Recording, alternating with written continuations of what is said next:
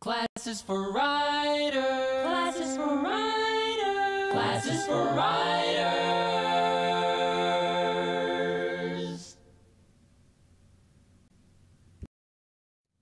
Welcome to Classes for Writers presentation series, The Writer's Business Plan.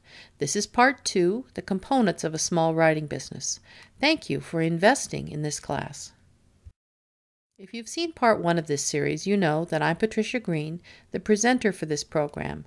I've been in the writing business for 25 years and a small business owner for a bit longer than that. My goal with this series is to give you a basis for organizing your writing business using small business best practices. Here's our disclaimer. Basically, you need to keep in mind that I'm neither an accountant nor a lawyer. If you need help with tax situations, basic accounting practices, or legal matters, please consult a professional in that area. I'm here to give you practical advice from my own experience and from the experience of my small business clients in the past. Presentation 2 includes an overview of the components of a small business, including your products or services, your customers, your contractors, and your miscellaneous expenses.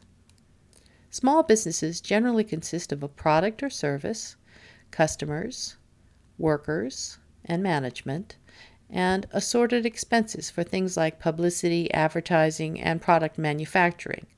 There are incidental expenses as well. Your small business is no different. When making your business plan, you have to consider all the aspects of being a small business and get ready for them. Most of you are writers.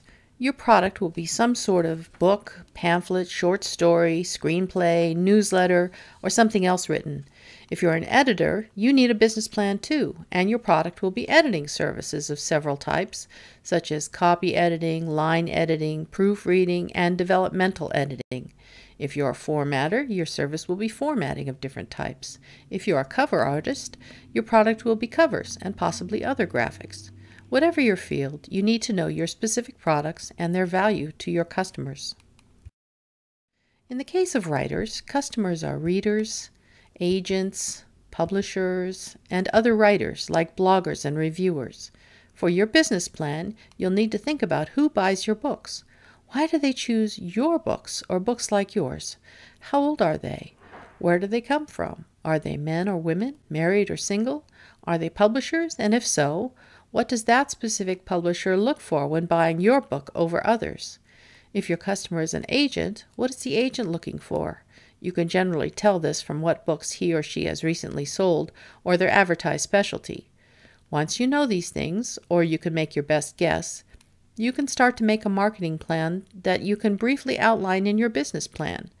This part of your business plan helps to keep you on track and mindful of your market and how you'd like to reach them. But never neglect the prime directive of the publishing business. Know your audience. Let's talk about contractors. You are not the only one who works in your business. Sure, you might be a sole proprietor, but every business, no matter how big or small, uses outside vendors to get things done. It takes a team to do this right.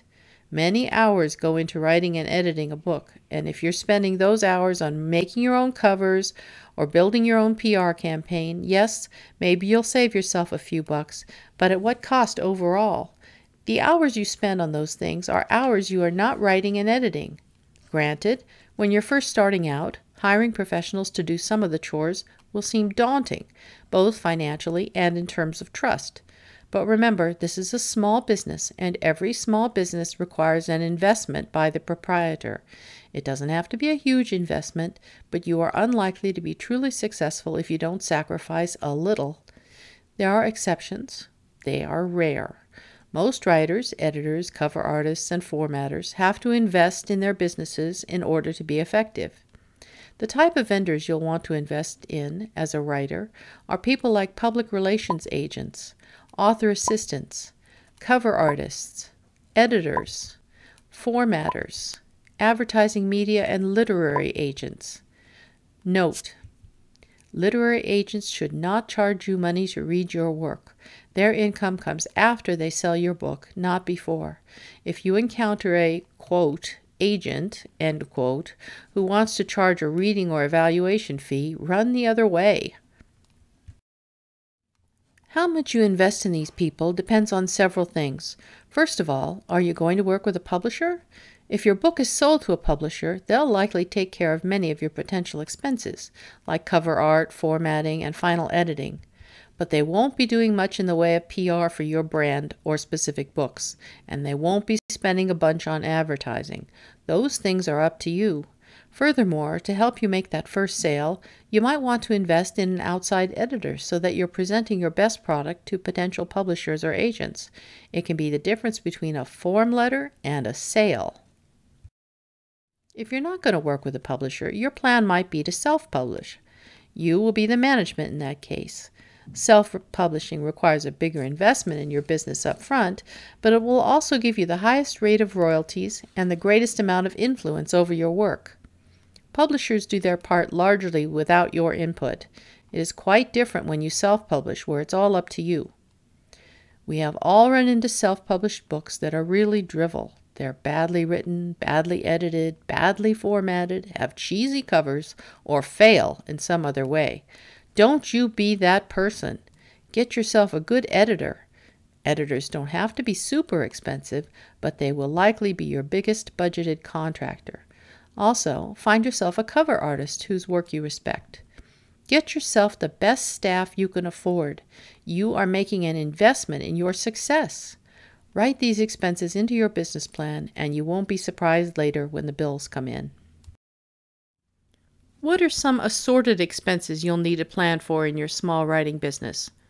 Advertising, public relations, capital outlays like new computers, printers, external drives, software like Microsoft Word or Scrivener, plus backup software or a cloud service, some of which are free, like Microsoft OneDrive, which you get free with an Office 365 purchase. And you'll likely want a flexible PDF creator. I use Nitro Pro and love it. They also have a free version, which is almost as good. Education is often an expense you'll want to track and use as much as you can, because honing your skills is important to perfecting your craft. This course is an example. Office supplies are also incidental expenses, like paper, postage, red pens, and envelopes. There might also be dues to professional organizations. Romance Writers of America is one organization you would pay dues to, as you would also to the Authors Guild or the Erotic Authors Guild or EPIC. You might need to travel in order to do the work, or pay for research articles. If you're self-publishing, don't neglect budgeting for fees such as buying an ISBN number or paying for copyright with your appropriate government agency. Put all of these things into your business plan and you'll be ready to reap the rewards for planning ahead. Remember, depending on how you structure your business, these things will usually be tax deductible. It pays to keep track. Optional homework. Identify 3 specific outside vendors you would choose in your business. They can all be from the same field if you like, but make up a list of the vendors and find out what they charge to help you with the product you have in mind. In the case of literary agents, they shouldn't charge you anything, but you ought to identify who you'd like to work with. If you are an editor, proofreader, or cover artist, identify 3 miscellaneous expenses such as software you use or billing services you require. Write down their names and prices. You don't have to contract with these people now. This is a fishing expedition for information. Come back next time for part 3 of this series, Income. Where does it come from, consist of, and how is it calculated? If you haven't already, join the Facebook group for this class, Writer's Business Plan. All you have to do is request entry, as it's a closed group for students like you only. It's a great forum for asking questions and getting personalized answers. I'm there every day. It would also be a good idea to sign up for alerts from Classes for Writers so that you don't miss any announcements of other classes or bonuses related to the Writer's Business Plan course. Thank you for watching. Classes for writers. Classes for writers. Classes for writers.